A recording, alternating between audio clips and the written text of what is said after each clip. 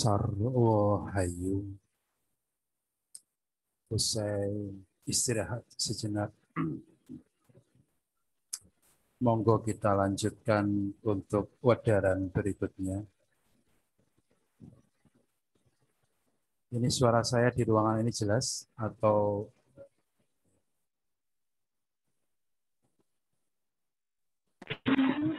jelas sekali. Sehabis wadaran tentang Jongko Syekh Subakir, kita nanti akan melakukan manekung bersama untuk menyerap sisa energi tumbal yang dipasang Syekh Subakir yang ada di Gunung Tidar, Magelang, Jawa Tengah. Nanti fokus kita ke Gunung Tidar, kepada titik di mana tumbal yang dimaksudkan ditanam oleh Syekh Subakir.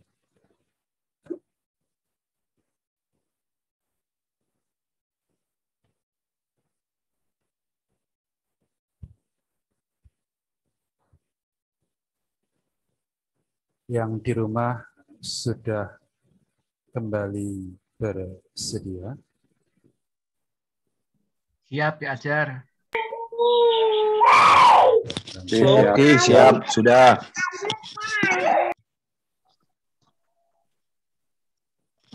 Ampun, kamu siap.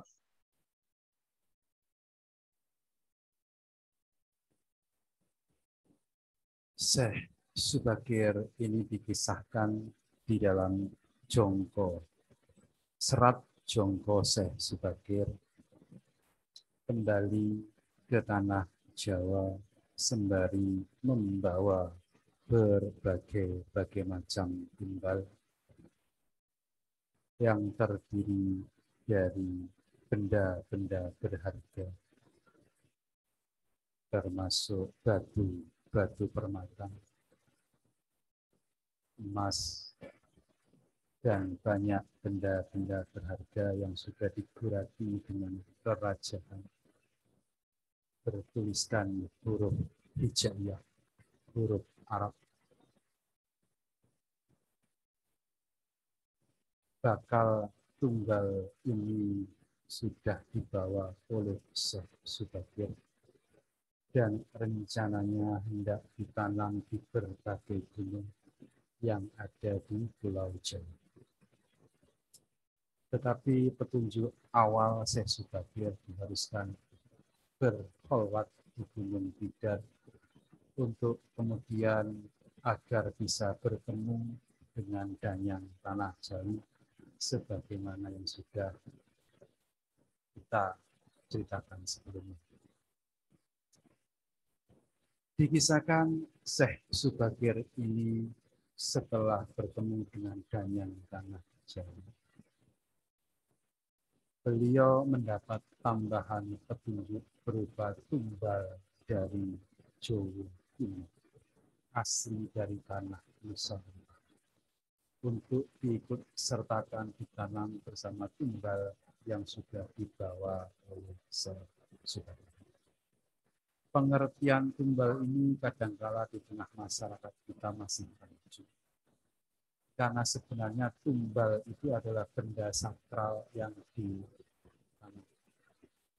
Jadi benda apapun yang dipercaya memiliki kekuatan mistik, memiliki kekuatan gaib, dan benda itu ditanam di dalam tanah, itu disebut tumbal.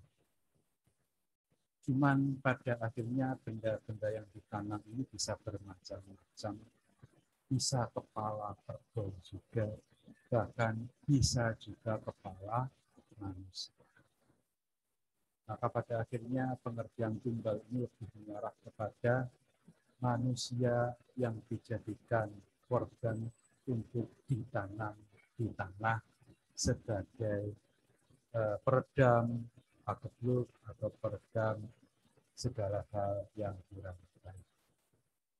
Atau mungkin ada pengertian tumbal pesugihan, yaitu manusia yang dikorbankan, yang diminta oleh pihak-pihak makhluk alam bawah sehingga kerap juga disebut tunggal karena manusia yang dikorbankan dibenamkan, diserahkan ke alam bawah, menyerupai ditanam di dalam.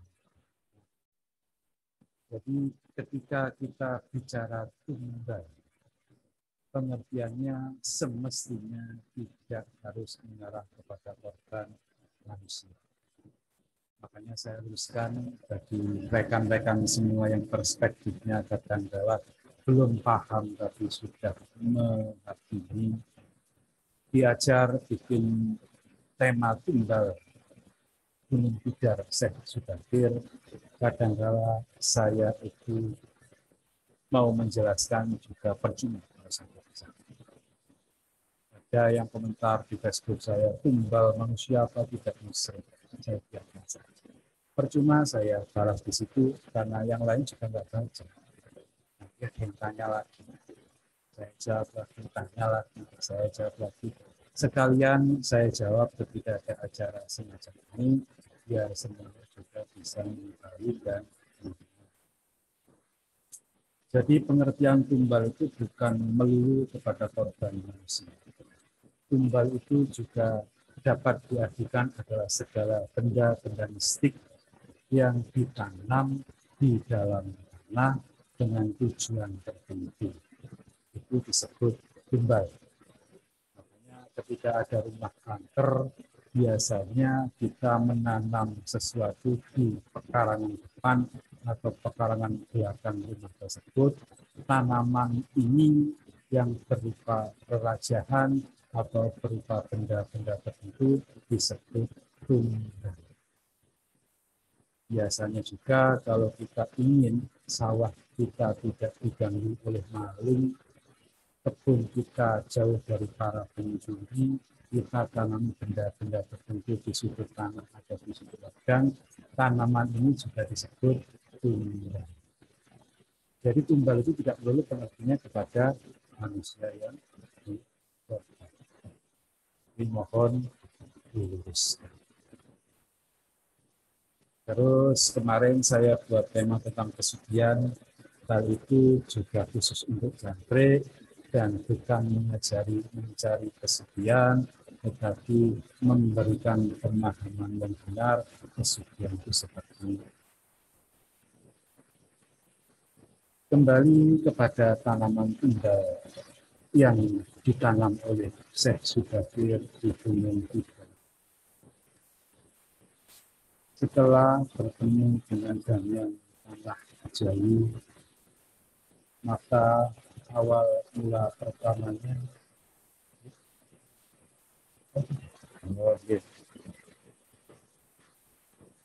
nah, berarti tadi kurang dengar. Wah, pas saya menjelaskan tumbal kurang dengar. Terdengar harus mengulangi lagi nanti saja. Tadi kecil suaranya. Jadi untuk yang di rumah. Ini.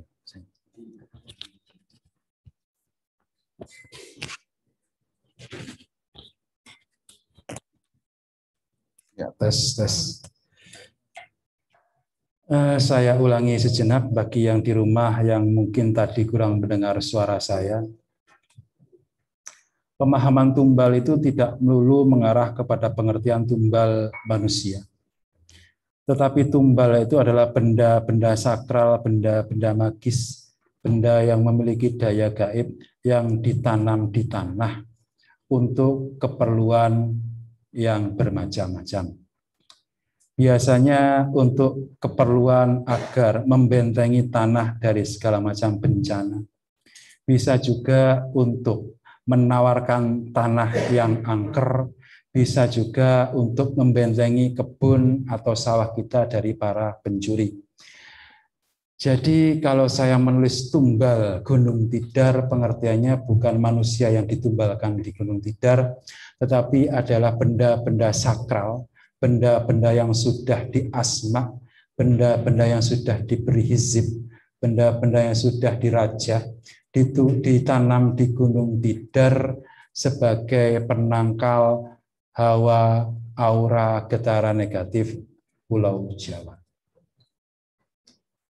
Benda yang ditanam bisa berupa berbagai macam batu permata, bisa berbagai macam emas berlian, dan semuanya sudah mendapatkan asma, sudah di blessing kalau istilah sekarang, istilah Inggrisnya, oleh Syekh Subagir sendiri.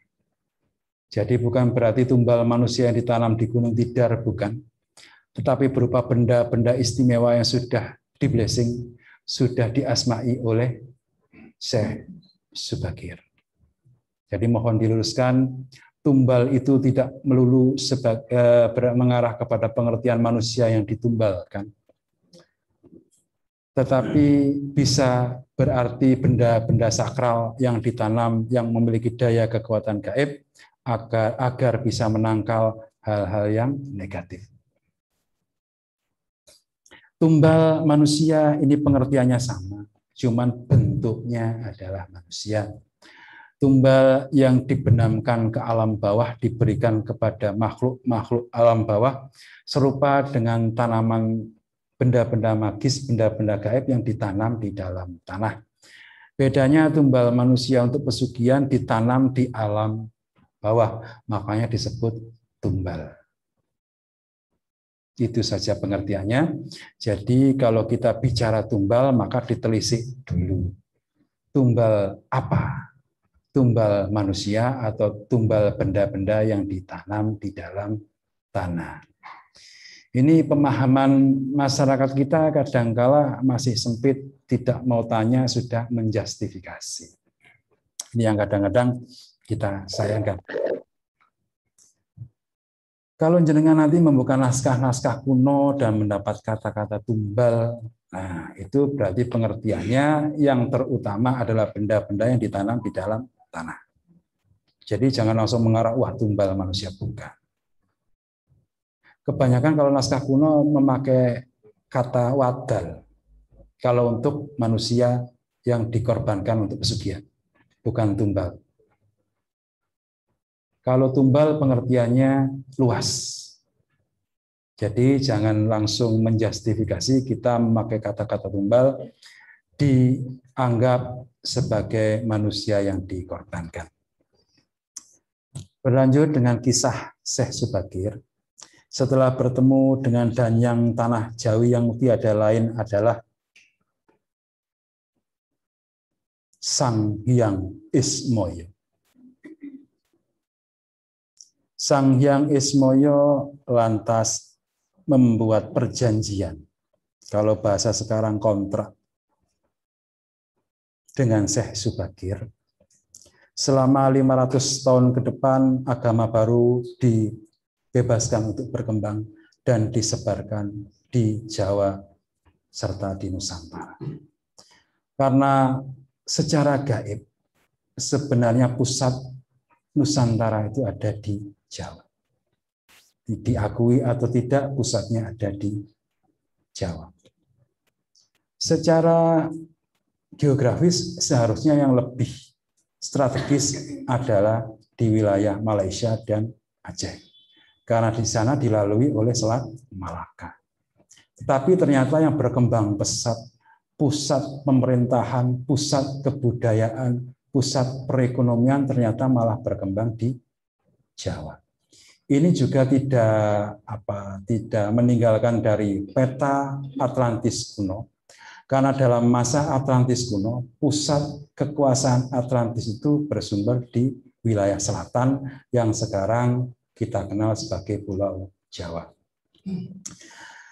Maka Syekh Subagir memiliki rencana seluruh gunung-gunung besar di Jawa ditanami tumbal, setelah Gunung Tidar terlebih dahulu ditanami tumbal. Setelah Gunung Tidar ditanami tumbal, dicampur, dimix dengan tumbal dari Dangyang Ismoyo. Selanjutnya Syekh Subagir berkelana dari satu gunung besar ke gunung besar yang lain, memasang tumbal beliau dari satu tempat ke tempat yang lain. Maka di seluruh Jawa pasti dikenal petilasan Syekh Subagir. Di pesisir selatan Blitar ada juga petilasan Syekh Subagir. Di Banyuwangi juga ada petilasan Syekh Subagir. Itu adalah tempat ketika Syekh Subagir melakukan perjalanan dan melakukan tafakur di sana sebelum kemudian menanam tumbal di gunung-gunung besar yang ada di sekitar tempat tersebut. Dikisahkan di dalam serat Jonggo ini setelah tumbal ditanam, Gio Jumegur Swaraniro segera menggelegar suaranya. Goro-goro Anda tengi, prahara mendatangi. Gumelar goro prahoro, tergelar segala keributan. Tejo lawan obar abir, nyala api dan dari gunung yang sedang mengeluarkan lava. Peteng dedet ngelimputi, gelap pekat meliputi, geger sagunging lelembut. Geger seluruh lelembut, jin setan berkasaan, sami lumayu anggendring. Jin setan berkasaan semuanya melarikan diri. Ilu-ilu Banaspati lan Kemaman. Wewe periprayangan anggebyur malang jaladri. Wewe periprayangan menceburkan diri ke dalam samudra. Gandarwo, Gandarwi, Gandarwo Melayu sar-saran. Gandarwo itu menyebut makhluk Gandarwo yang lelaki, Gandarwi menyebut yang perempuan. Melayu sar-saran, lari terbirit-birit. Tetean keblak memeti. Ini nama-nama makhluk halus. Sedoyo samyo ngungsi, semuanya mengungsi. Tan kawowo panasipun, tidak bisa menahan panasnya dari tumbal yang dipasang. Sebenarnya tumbal memang dipasang oleh Syekh Subagir di beberapa gunung. Itu sudah dibuktikan dengan petilasan-petilasan beliau yang bertebaran di seluruh Jawa. Tumbal pertama dipasang di Gunung Tidar, selanjutnya menyusul tumbal berikutnya di gunung-gunung yang lain. Tetapi sebenarnya Syekh Subagir tidak hanya sekedar memasang tumbal gaib. Syekh Subagir sebenarnya juga mendekati para ajar yang ada di gunung-gunung. Jadi Syekh Subagir bersilaturahmi dengan para ajar, dengan para resi, dengan para pertapa yang tinggal di gunung-gunung di seluruh Jawa. Kepada beliau ini Syekh Subagir bertukar pikiran, berdiskusi, berdialog, meminta perkenanan dan kerelaan mereka untuk memberi kesempatan kepada para penyebar agama Islam, menyebarkan agama Islam di Jawa, karena Syekh Subagir sendiri sudah mendapat perkenanan dari Dang yang Tanah Jawi.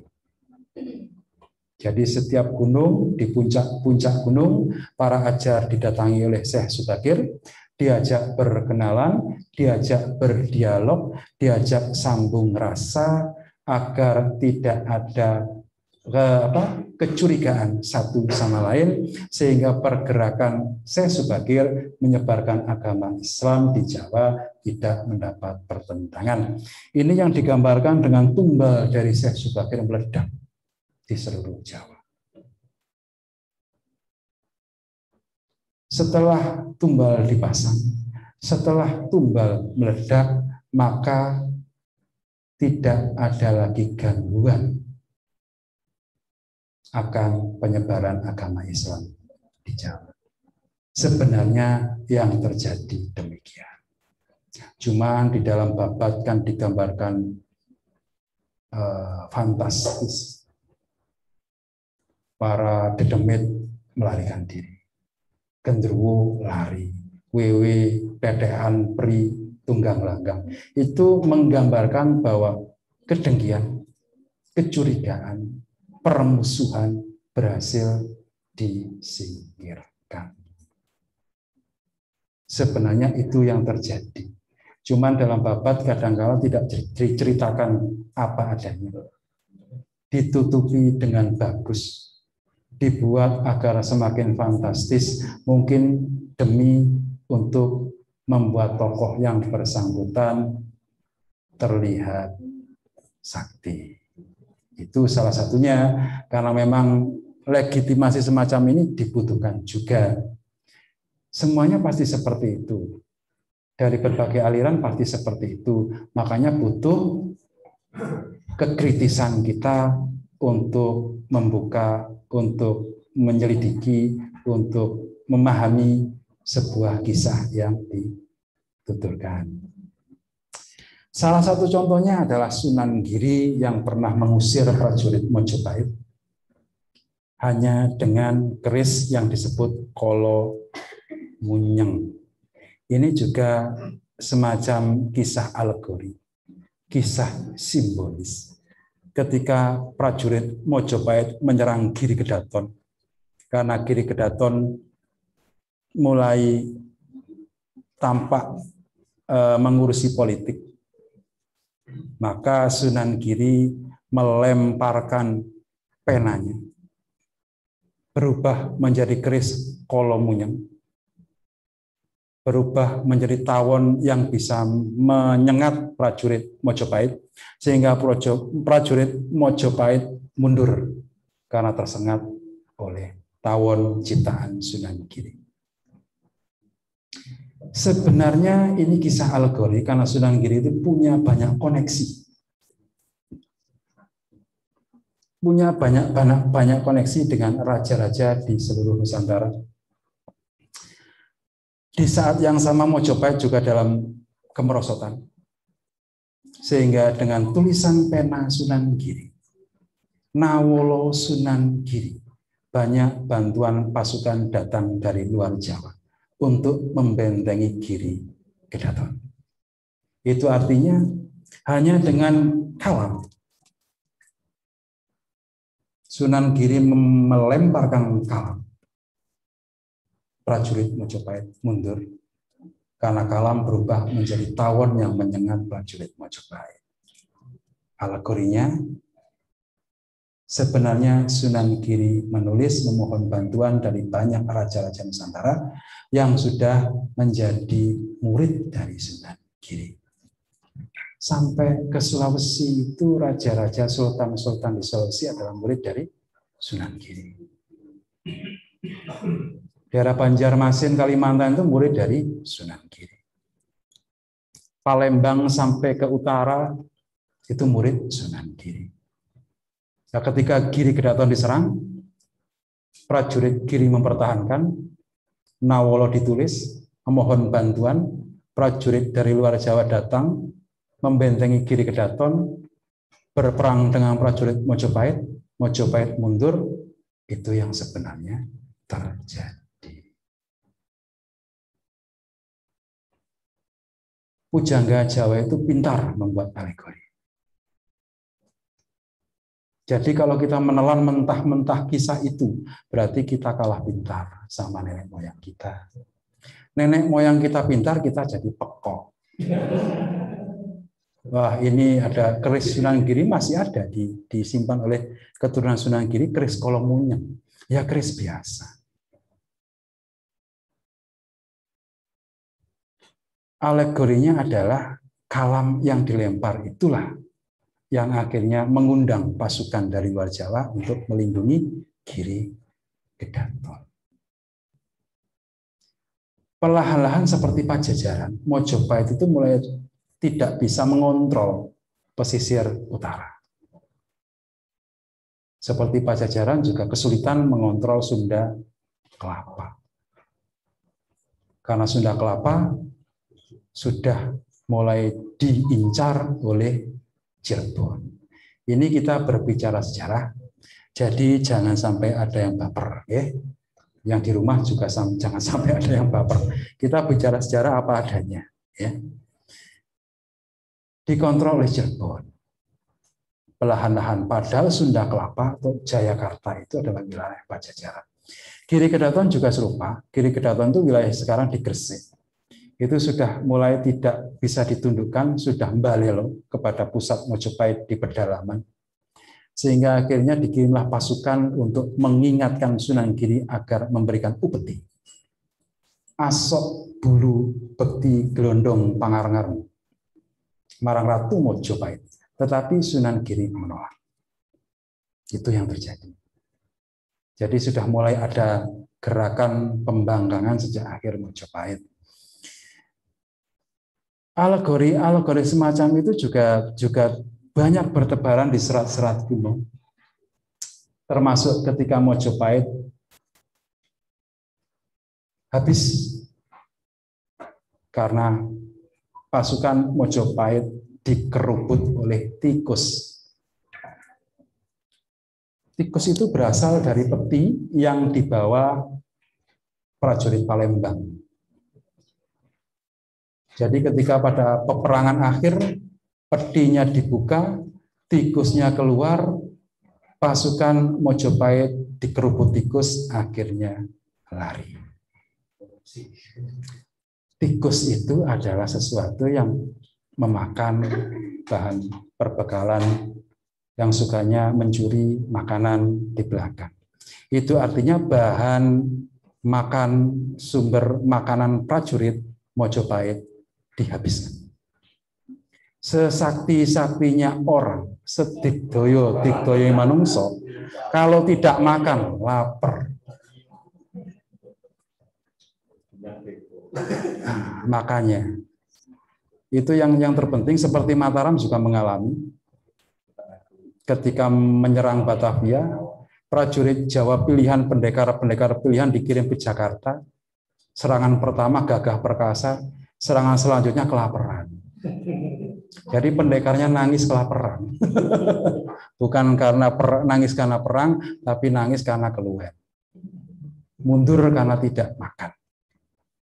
Majapahit juga mengalami hal serupa, jadi digambarkan peti-peti yang dibawa dari Palembang itu menggerogoti pasukan Majapahit, akhirnya pasukan Majapahit mundur. Sebenarnya bahan makanan pasukan Majapahit yang dihabiskan. Banyak alegori perumpamaan semacam itu yang digambarkan dalam Babat dan Serat Jawa, termasuk dengan tumbal yang meledak di seluruh Jawa waktu itu yang membuat Jawa bergetar, terus tanah Jawa diliputi oleh kegelapan, diliputi oleh prahara, seluruh Jawa mengalami guncangan yang maha dahsyat. Pada kenyataannya tidak pernah ada bencana alam menyeluruh di seluruh Jawa. Pada akhir abad 15, kalau mungkin bencana alam lokal ada. Cuman kalau bencana alam secara menyeluruh dari Jawa Barat sampai Jawa Timur pada akhir abad ke-15 tidak pernah tercatat. Yang tercatat adalah guncangan keyakinan, perpindahan keyakinan. Jadi meledaknya tumbal yang dikisahkan di sini adalah berhasilnya Syekh Subagir mendekati para ajar yang tinggal di gunung-gunung, yang banyak memiliki cangkrik, mendekati beliau agar bisa menerima kedatangan agama baru. Dengan keberhasilan Syekh Subagir melobi, mendekati para ajar di seluruh Jawa, akhirnya penyebaran agama baru bisa mulus dilakukan. Bahkan para ajar pun membantu penyebaran ajaran agama baru ini agar terlepas dari gangguan para penganut Tontro Berowo. Sehingga dengan demikian, demit yang memakan orang-orang penyebar agama baru sudah selesai melakukan kegiatannya. Sudah tidak lagi memakan para pendatang yang menyebarkan agama di Jawa. Jadi kalau bagi jenengan yang kejawen, jenengan harus berterima kasih kepada Syekh Subagir. Karena Syekh Subagirlah yang melobi para Brahmono, para ajar di gunung-gunung agar agama Islam bisa menyebar di Jawa. Kalau yang bisa masuk ke ranah pemerintahan adalah Raden Rahmat Sunan Ngampel. Beliau tinggal meneruskan Syekh Subagir. Syekh Subagir mengurusi para Brahmono. Sunan Ngampel mengurusi para bangsawan, para politikus para raja, para adipati, dan sebagainya. Ini kisahnya berlanjut.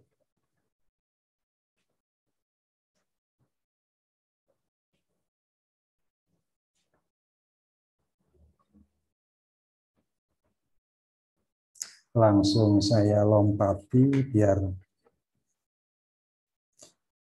selanjutnya Hyang Ismoyo ketika bertemu dengan Syekh Subagir, beliau menuturkan ramalan tentang raja yang akan memerintah Jawa.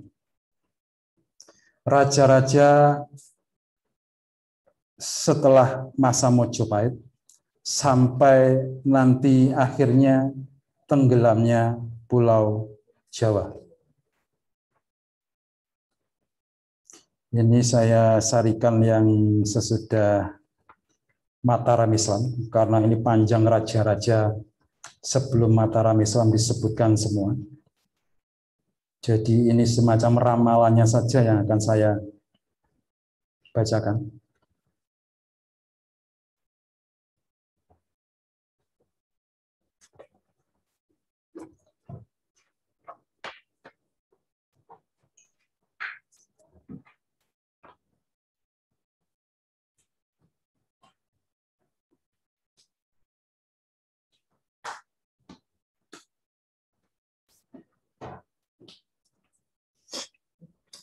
Setelah